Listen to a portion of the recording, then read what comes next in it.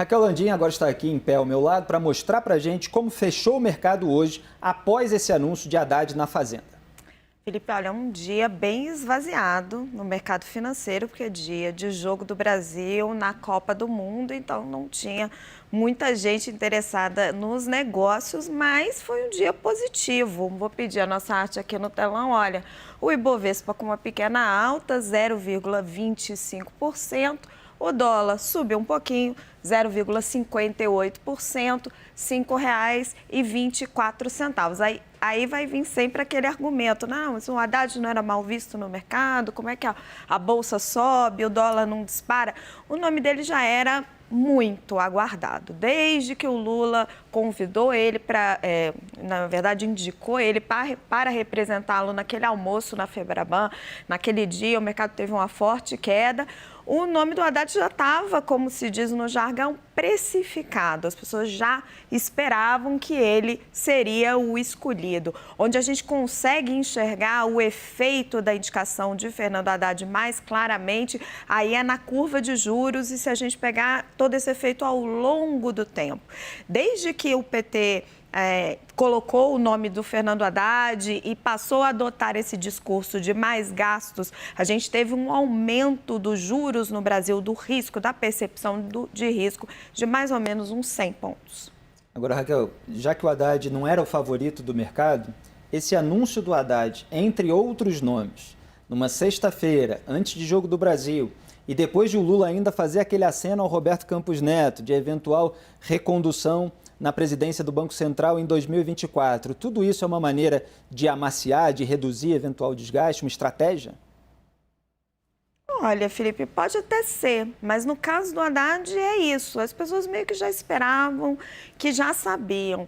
E é engraçado porque como ninguém tem muita certeza sobre o projeto econômico do Lula, o Haddad também deixa essa incerteza no ar. Existe muita expectativa agora sobre qual vai ser a equipe dele. Se aguarda que a equipe mostre algum contraponto à posição do Haddad. E aí hoje eu ouvi de um banqueiro, não é exatamente Fernando Haddad. Fernando Haddad não é Guido Mantega, mas é o projeto que ele representa. Esse projeto do gasto é vida.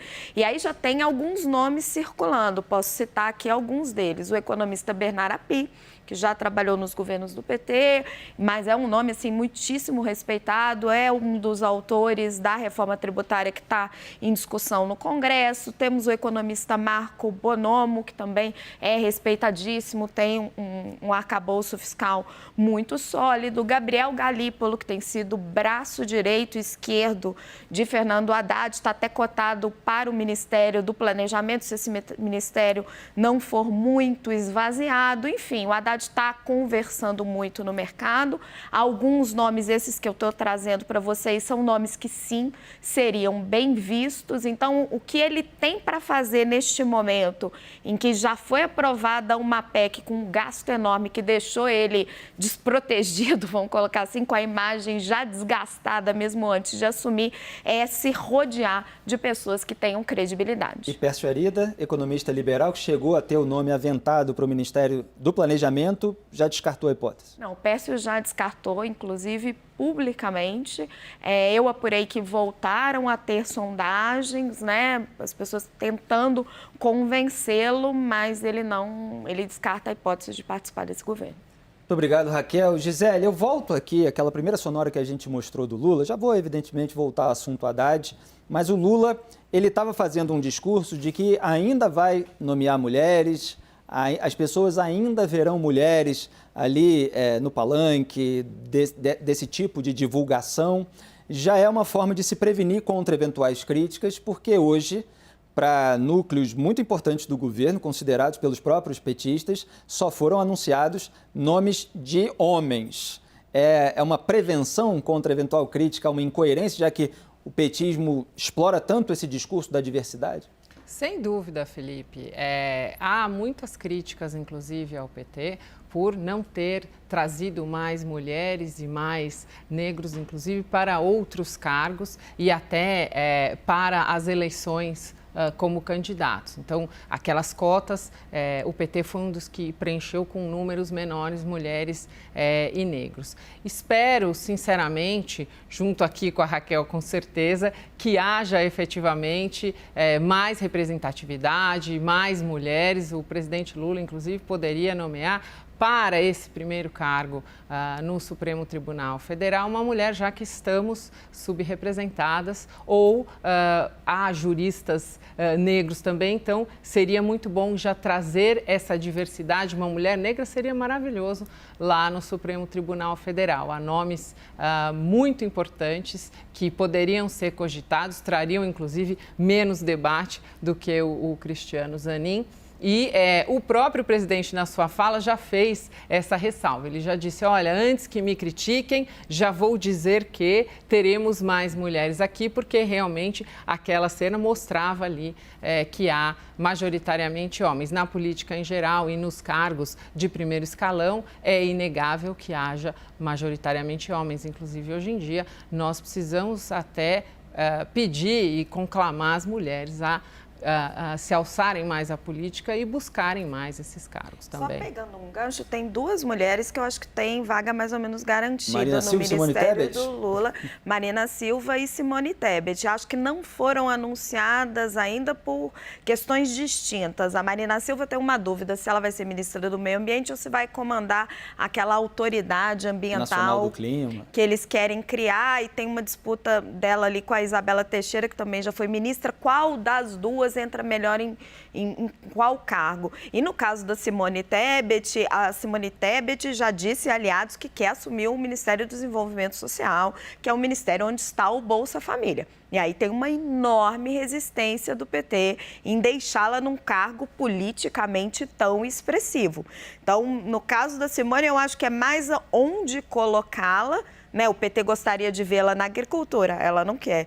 Gostaria de, até poderia ceder para ela a educação, que ela também não quer, e resiste ao desenvolvimento social, que é onde a senadora está trabalhando no grupo de transição, é a pasta que ela gostaria de ocupar. Quer dizer, resiste em poder turbinar o capital eleitoral de Simone Tebet, que eventualmente no futuro pode acabar disputando com os próprios candidatos do partido. Esse cargo para Marina Silva, possivelmente, é o cargo de autoridade do clima. Ele é análogo a um cargo lá nos Estados Unidos, que existe no governo Joe Biden, ocupado pelo John Kerry, ex-secretário de Estado.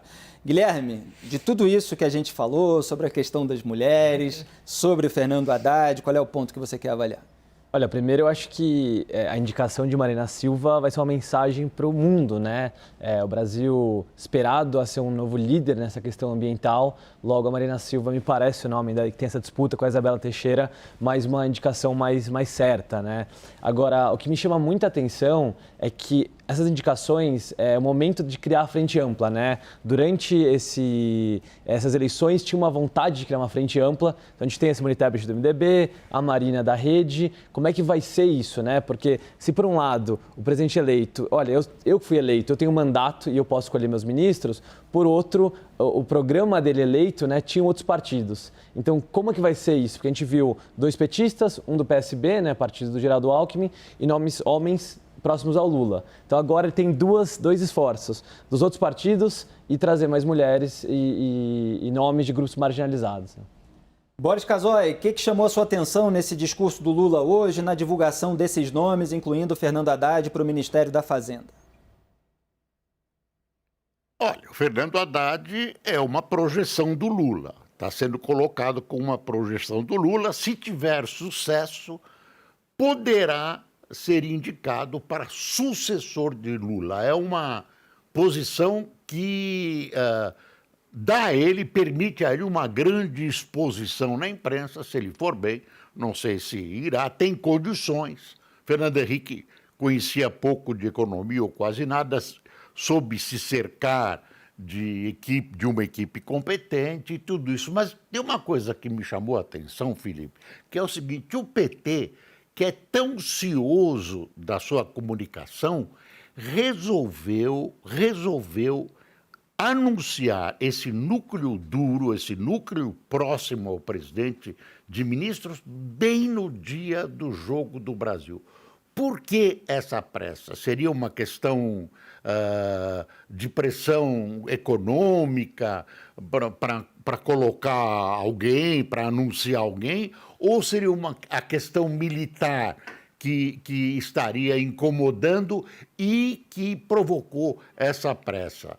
A segunda coisa que eu queria colocar é que eu acho que a derrota do Brasil hoje prejudica uma aproximação da sociedade brasileira, prejudica uma situação que se desenhava no governo Lula, campeões mundiais, Lula, vamos nos aproximar, fraternidade. Eu acho que isso foi quebrado. Aliás, não só sou eu que está achando isso, mas essa questão da perda hoje da Copa, né, da volta para casa, da derrota para a Croácia, provoca um sentimento de pessimismo às vésperas de o presidente da República recém-eleito assumir.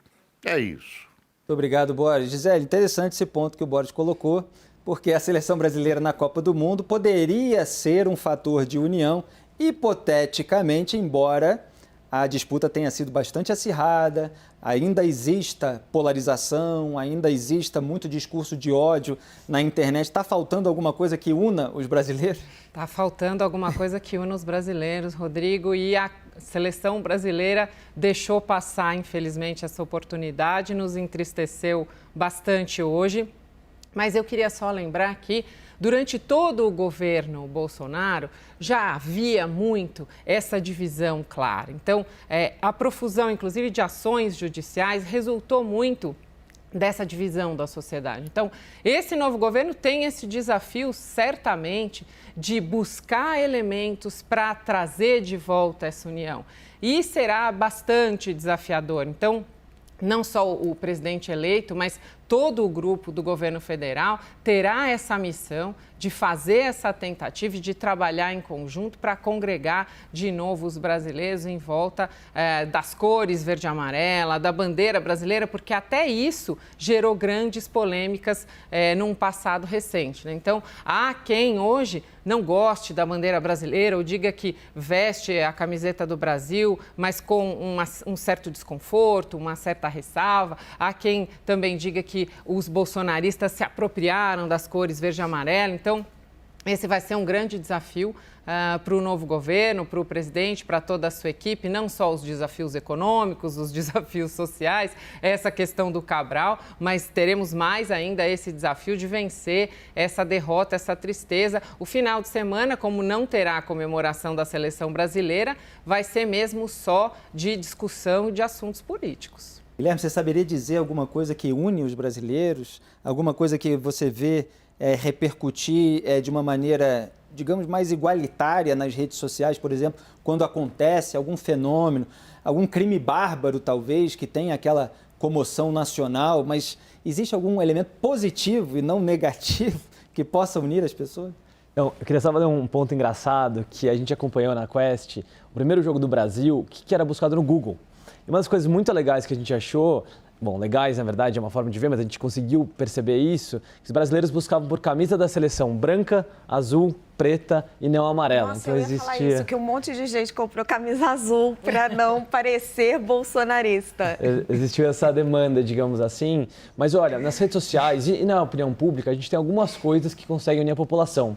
E surpreendentemente, às vezes elas são até ideológicas. Então, as pesquisas sempre mostram, por exemplo, que a grande maioria da população brasileira é contra o aborto. A grande maioria da população brasileira é a favor de redução de desigualdade, né? É a favor também até de mais programas sociais. Então, existem algumas coisas, mas elas justamente não são o que dividem os lulistas dos bolsonaristas. Elas, na verdade, os políticos, né, reagem a isso e vão atrás disso. Então, é mais difícil de achar esses pontos, justamente porque os dois lados estão de acordo, logo não é um problema, não é um debate político sobre essas questões. O Boris quer complementar? Diga, Boris, rapidinho, por favor. Não, eu só quero colocar uma curiosidade. O único ministro indicado que não esteve presente nessa reunião do Lula foi o embaixador Mauro Vieira. E por quê? porque ele está em missão no exterior, ele é embaixador num país. Sabe em que país, Felipe? Ele é embaixador na Croácia. Olha que desastre hoje para a seleção brasileira. Exatamente, essa grande coincidência aconteceu.